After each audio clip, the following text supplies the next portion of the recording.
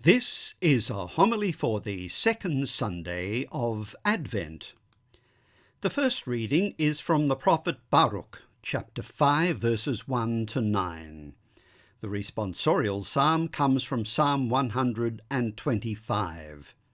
The second reading comes from the letter of St. Paul to the Philippians, chapter 1, verses 3 to 6 and 8 to 11. The Gospel for this Sunday comes from the Gospel of St. Luke, chapter 3, verses 1 to 6.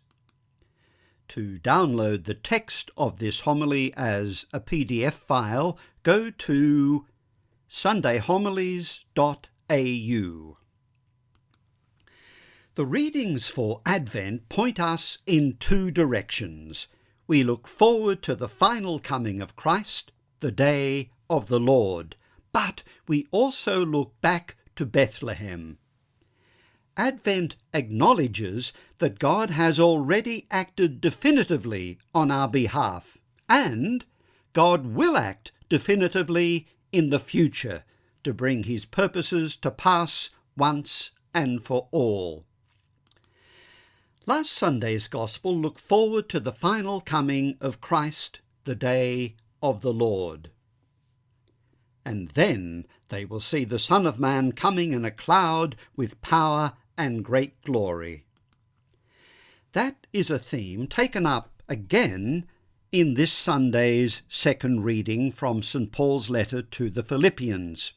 Paul prays that the one who began the good work in the Philippians will bring it to completion by the day of Christ Jesus. He prays that God will enable the Philippians to discern what is best, so that they may be innocent and blameless for the day of Christ. The Gospels for the second and third Sundays of Advent look back not to the birth of Christ, but to the prelude to the public ministry of Jesus. For 2 Sundays, this one and the next, the spotlight will be on John the Baptist. The word of God comes to John, the son of Zechariah, in the desert.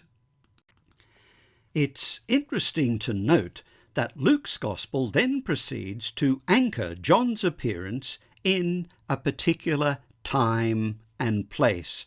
So we're told we are in the 15th year of the rule of the Roman Emperor Tiberius Caesar. Pontius Pilate is the Roman governor.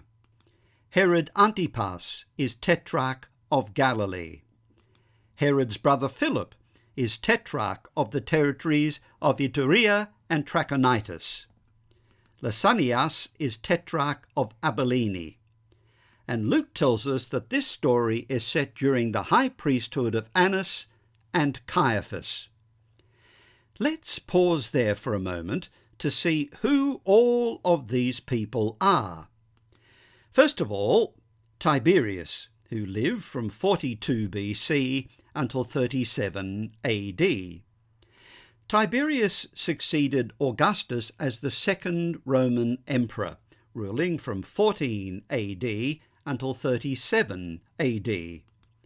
His parents divorced when he was 4, and his mother Livia married Octavian, the future Augustus. He was therefore the stepson of Augustus, and at the age of 45, he was formally adopted by Augustus. The English historian Tom Holland tells us that Tiberius was rigorously schooled in war and possessed of immense intellectual gifts, but moody, suspicious, impossible to fathom. Augustus died on the 19th of August 14 AD. On September the 17th, the Senate deified Augustus as Divus Augustus. Tiberius was therefore son of the divine Augustus. And that is a title that we find on coins, as you can see here. The inscription reads, Tiberius Caesar Divi Augusti Filius Augustus, and on the reverse side, Pontifex Maximus, translated that reads, Tiberius Caesar, august son of the divine Augustus, and on the reverse side, high priest. Then we come to Pontius Pilate. I spoke about Pontius Pilate on the Feast of Christ the King, but let me again briefly summarize what we know about him. Pilate was appointed Roman prefect or governor of Judea by Tiberius. He was prefect from 26 until early 37 AD. The title of Roman governors changed from prefect to procurator during the reign of Claudius, who reigned from 41 to 54 AD. So Pilate's title was prefect. The governorship of Judea was not considered to be a very prestigious post. Nothing is known of Pilate before he arrived in Judea in 26 AD. As prefect or governor of Judea, Pilate was responsible for all aspects of the Roman administration of the province. Pilate lived in Caesarea Maritima on the Mediterranean coast in one of the luxurious palaces built by Herod the Great. He had at his disposal perhaps 3,000 troops, which was not enough to handle serious trouble. Substantial upheavals required the intervention of the legate of Syria, who was superior to the Judean prefect, and who had large forces at his disposal, 4 legions, totaling approximately 20,000 infantry and 5,000 cavalry. The Roman prefect and additional troops came to Jerusalem during the major festivals to ensure that the huge crowds did not get out of hand. Pilate's downfall came about in this way. In 36 AD, he used violence to stop an armed demonstration by Samaritans at Mount Gerizim and executed a number of their leaders. A Samaritan delegation complained to Vitellius, the legate of Syria. Vitellius responded by suspending Pilate from office and sending him off to the Emperor Tiberius. Pilate left for Rome, but by the time he arrived, Tiberius had died. He died on March the 14th, 37 AD, and Caligula was now on the throne. What became of Pilate after that is unknown. According to a tradition reported by the early church historian Eusebius, who died in 339 AD, Pilate was overwhelmed by such calamities that he committed suicide in 39 AD. We now come to Herod Antipas. Antipas was tetrarch of Galilee and Perea. He was a son of King Herod the Great, who died in 4 BC. Antipas ruled from 4 BC until 39 AD. In Galilee, he rebuilt Sepphoris, about 8 to 10 AD, which was the largest city in Galilee and the capital of his territories, until he built Tiberias, which was completed around 25 AD. Since Sepphoris was about 6.5 kilometres from Nazareth, it is quite possible that Joseph and Jesus sought work there. It was Herod Antipas who imprisoned and executed John the Baptist. Although Mark's Gospel refers to Herod Antipas as Basileus, which means king, Luke's Gospel uses the correct title for Herod, which is Tetrarch. The title Tetrarch originally designated one who ruled over a fourth part of an area. However, by the time the Gospels were written, it had become a stereotyped title for a petty prince. Antipas was deposed and exiled in 39 AD for the politically indiscreet move of asking the Emperor Caligula to make him a king. We hear of no great unrest or uprising by the populace during his reign. This was due, at least in part, to Antipas's ever-watchful eye that nipped the slightest danger to public order in the bud. Philip was tetrarch of Trachonitis. He ruled from 4 BC until his death in 34 AD. Philip was also a son of King Herod the Great and half-brother of Herod Antipas. Philip's wife Herodias left him to marry Herod Antipas. Philip enlarged the city of Panias, making it the capital of his territory, and renamed it Caesarea in honour of the Emperor Augustus. The city was called Caesarea Philippi to distinguish it from other cities also named Caesarea, especially Caesarea Maritima on the Mediterranean coast. Lysanias was tetrarch of Abilene. We know very little about Lysanias, and it's not clear why Luke has mentioned him at all. He is not mentioned again in the New Testament, and no events recorded in the New Testament are set in Abilene. It therefore remains something of a mystery why Luke mentions Lysanias and Abilene, a small tetrarchy in Syrian territory. After mentioning the civil rulers, Luke now adds the religious leaders of Palestinian Judaism. A literal translation of what Luke says is, in the time of the high priest Annas and Caiaphas, which makes it sound as though the office was held jointly. That is not so. Annas was appointed high priest in 6 AD by Quirinius, the Roman governor, and he held the position until he was deposed in 15 AD by Valerius Gratus. The Jewish historian Josephus had no problem in referring to Annas as high priest well after his time in office had ended. A contemporary analogy would be the way in which Americans often refer to previous presidents as Mr. President, even though they are no longer in office. Following Annas's deposition, there were 3 high priests in rapid succession, one of whom was his own son.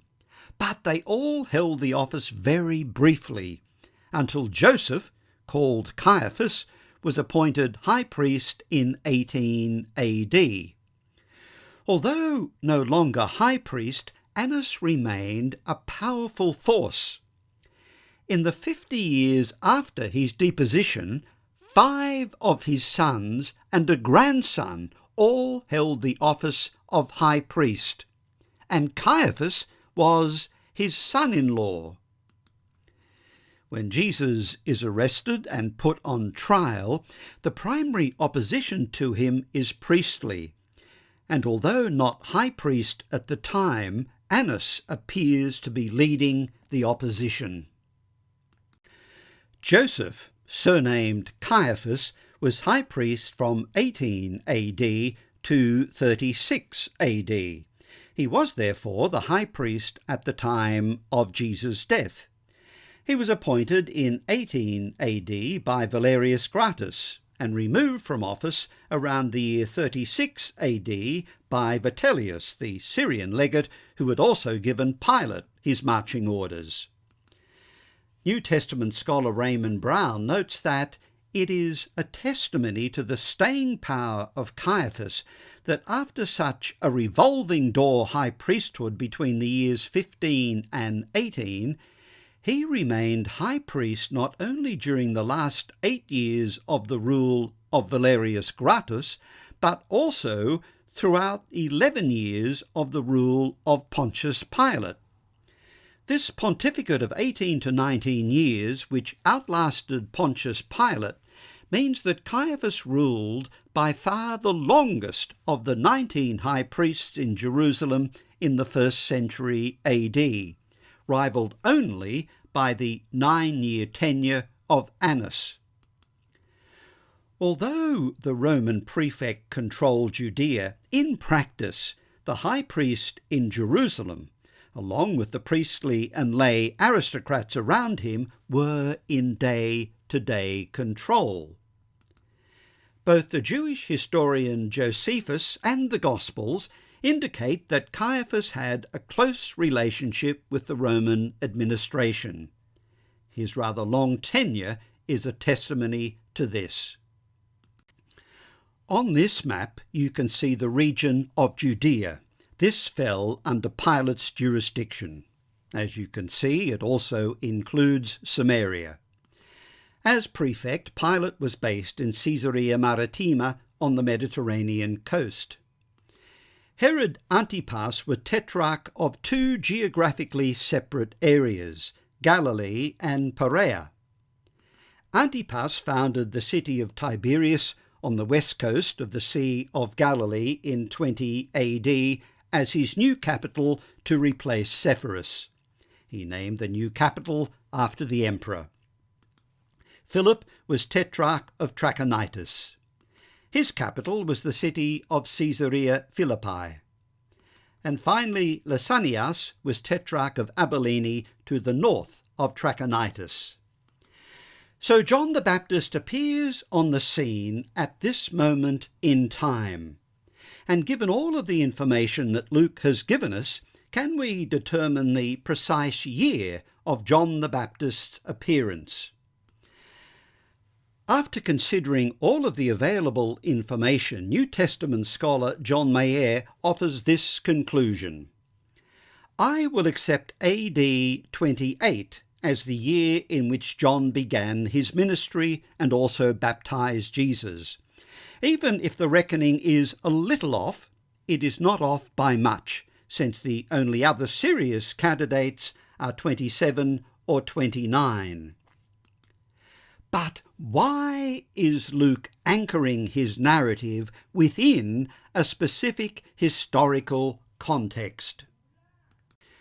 Luke is telling us that the good news that he is sharing with us is not myth or legend, like, for example, Homer's Illiad, which tells the story of the siege of Troy, or the Odyssey, which tells the story of the Greek hero Odysseus and his journey home after the fall of Troy. Nor is it like Vergil's Aeneid, which tells the story of Aeneas, a Trojan who travelled to Italy and became the ancestor of the Romans. Luke is telling us that Christianity is an historical religion that makes very real historical claims. He is saying that the saving events that he's about to tell us are not divorced from everyday life. They didn't occur once upon a time. They took place in a very specific time and place. The incarnation means that the Son of God became flesh and dwelt among us in a particular place and at a particular time. All four Gospels agree that there is no Gospel story without John the Baptist at the opening. John's whole life was lived for one purpose, to declare the imminent arrival of the coming Messiah. The evangelist Luke, taking his cue from Mark's Gospel, interprets John the Baptist's coming in the light of a text taken from the prophet Isaiah. New Testament scholar Richard Hayes tells us that Luke finds the quotation of Isaiah chapter 40 verse 3 in his Markan source, but he expands the quoted material to include the entirety of Isaiah chapter 40 verses 3 to 5, so that it climaxes in the proclamation that all flesh shall see the salvation of God. By means of this deft stroke of intertextual narration, Luke's introduction of the Baptist's preaching evokes the universal thrust of Isaiah chapters 40 to 55 and prefigures the Gentile mission described in Acts. Let's listen again to Luke quoting Isaiah chapter 40 verses 3 to 5. a voice of one crying in the desert, "Prepare a way for the Lord, make his paths straight. Every valley shall be filled in, every mountain and hill be levelled. The crooked shall be straightened, and rough places made into smooth roads, and all flesh shall see the salvation of God." In the judgment of Richard Hayes, of all the evangelists, Luke is the most intentional and the most skillful in narrating the story of Jesus in a way that joins it seamlessly into Israel's story. From the opening words of his narrative, Luke seeks to provide assurance for his readers that Israel's story has come to its true consummation in the death and resurrection of Jesus, and in the outpouring of the Spirit on the community of Jesus' followers. Let's now turn to the theme running through today's first reading from the prophet Baruch, the responsorial psalm, and Luke's use of the prophet Isaiah. But before we do, let me again remind you of the importance of context. There is no text without context.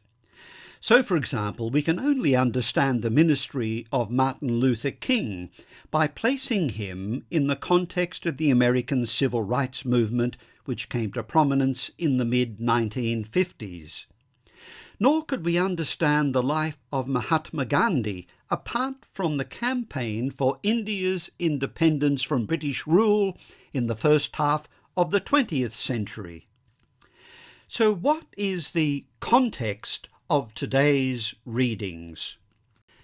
The context is the Babylonian exile, which means that we must go back over 2,500 years to the 6th century BC.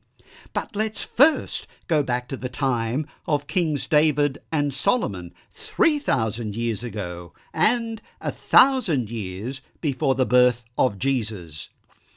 Under David and his son Solomon, the tribes of Israel were united in a single kingdom. But in the 1,000 years that separated David and Jesus, the Jewish people had been conquered by one superpower after another.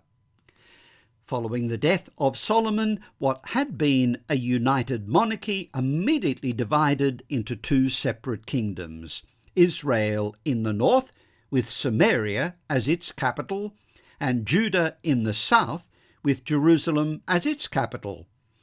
According to the biblical writers, the union between north and south had been fragile at best, and the fault line that divided the two opened again at Solomon's death. From this point onward, Judah and Israel went their separate ways, and the relationship between them was that of rivals, although they were periodically allied. Israel was the larger, more populous, and more powerful of the two kingdoms. In the 8th century BC, Assyria was the superpower of the day. To cut a long story short, the southern kingdom of Judah refused to oppose the might of Assyria and chose, wisely, to become an Assyrian vassal state. However, the northern kingdom of Israel was defiant. The Assyrians besieged Samaria, the capital of the northern kingdom, and captured it in 722 BC. Samaria was reduced to ruins, and Israel became an Assyrian province. The Assyrians adopted relocation of people as one of their most effective strategies to crush local opposition. Over 27,000 people are said to have been taken captive and resettled in Assyria and elsewhere.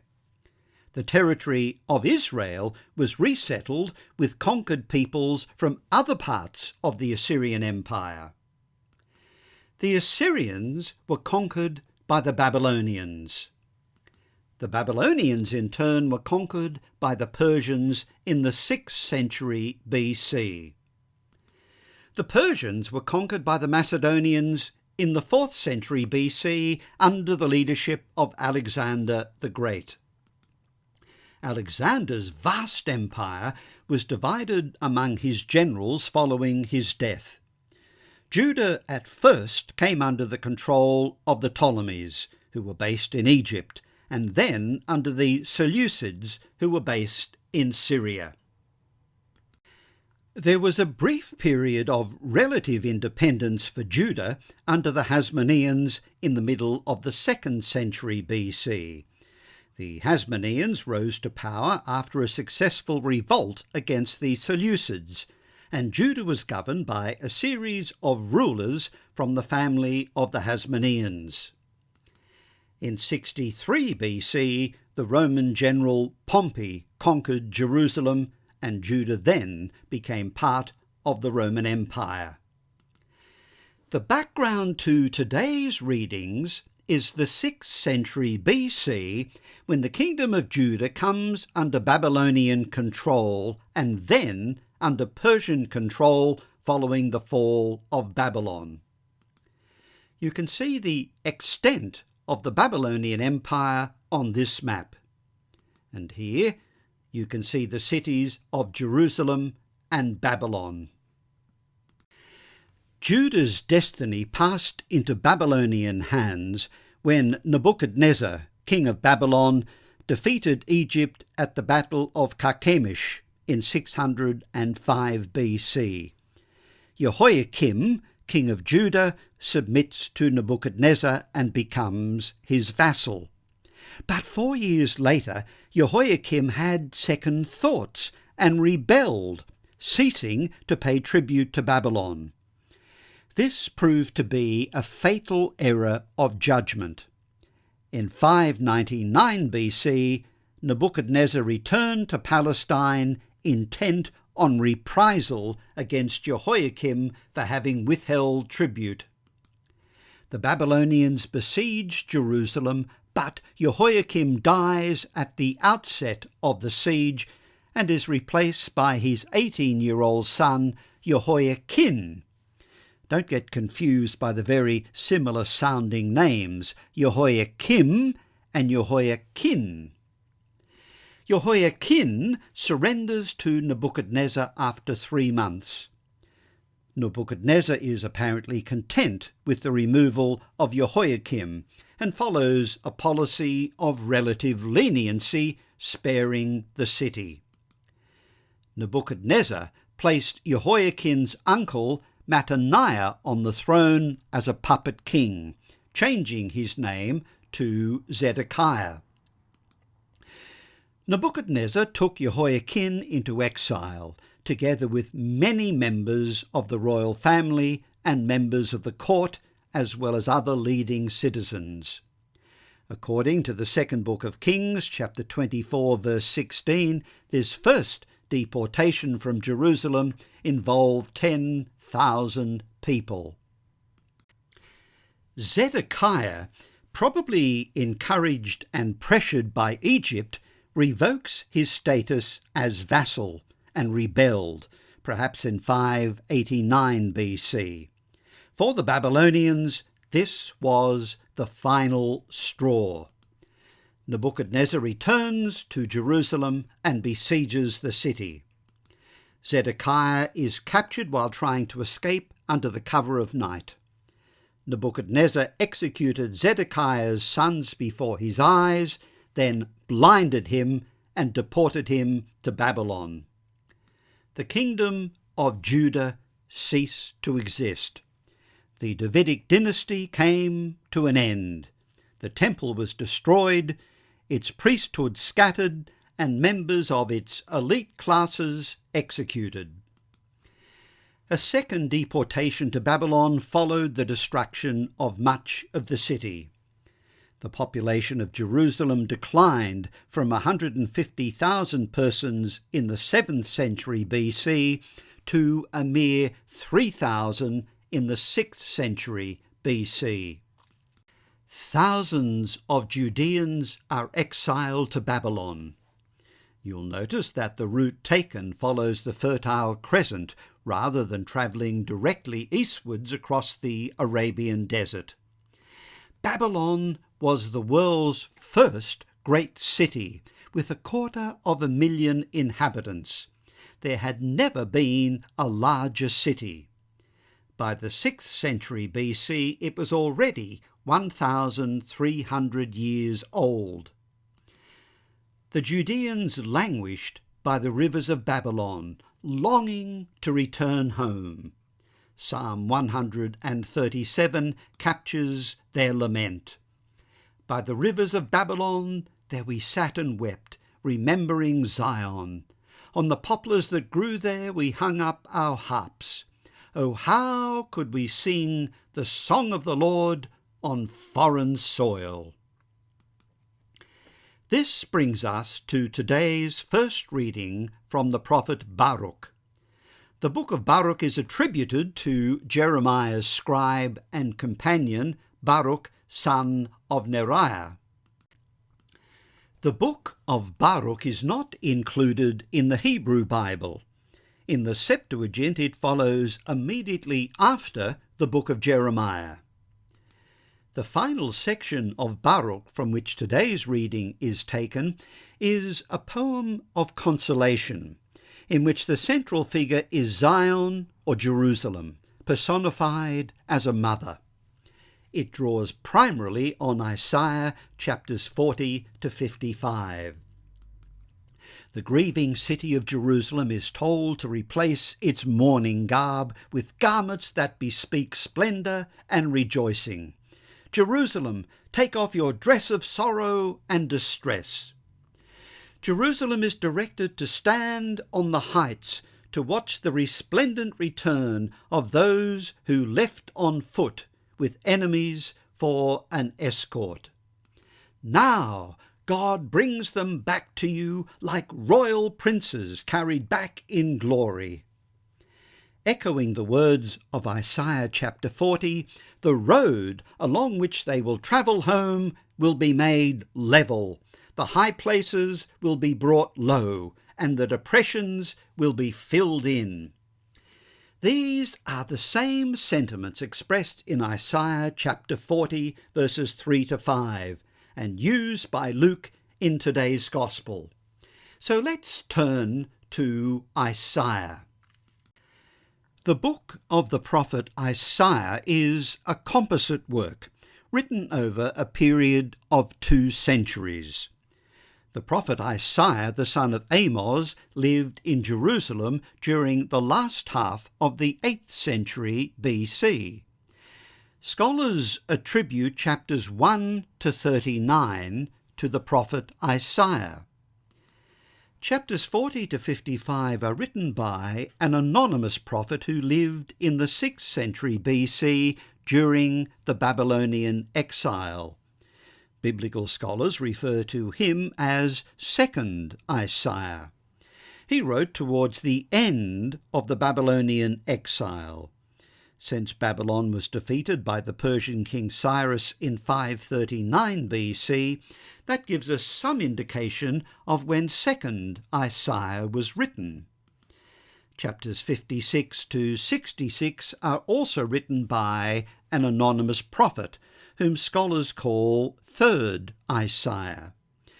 These chapters are set in the land of Israel shortly after the end of the exile, so roughly late in the 6th century BC, after the temple had been rebuilt in 515 BC. The verses from Isaiah quoted in today's Gospel come from 2nd Isaiah, and they anticipate an imminent return from exile. And so it came to pass. The Babylonian Empire collapsed due to a succession of incompetent rulers and the onslaught of the Persians led by Cyrus the Great. In 539 BC, the Persian king Cyrus captured Babylon. His conquest is recorded on what is now known as the Cyrus Cylinder, now in the British Museum. The inscription on this 25.4 centimetre long clay barrel is written in cuneiform. It describes Cyrus's new religious policy of toleration, which allowed subject peoples to return to their homelands and repair their ruined sanctuaries. Which brings us to today's responsorial psalm. When the Lord brought back the exiles of Zion, we thought we were dreaming. Then was our mouth filled with laughter, on our tongues songs of joy. So what is the message of today's gospel? Luke is telling us that John the Baptist is the curtain raiser to the rescue mission of Jesus the Messiah, against the backdrop of one of the greatest rescue missions in Jewish history, the return from Babylon. God is once again decisively entering human history in this place and at this time, but now for the greatest rescue mission of all.